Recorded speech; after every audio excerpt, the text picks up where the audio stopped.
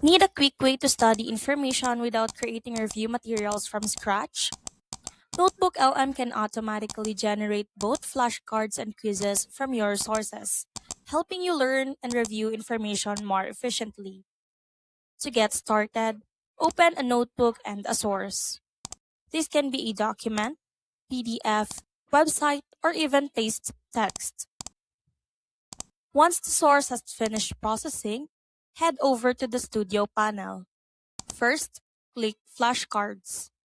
Notebook LM will analyze the content and create flashcards based on the most important concepts and information found in the source. You can review the cards one by one to reinforce your understanding. Next, return to the Studio panel and click Quiz. Notebook LM will generate a set of questions based on the same source material, allowing you to test your knowledge and identify areas that may need more review. Using flashcards and quizzes together is a great way to turn any document into an interactive learning experience. And that's how to create flashcards and quizzes in Notebook LM.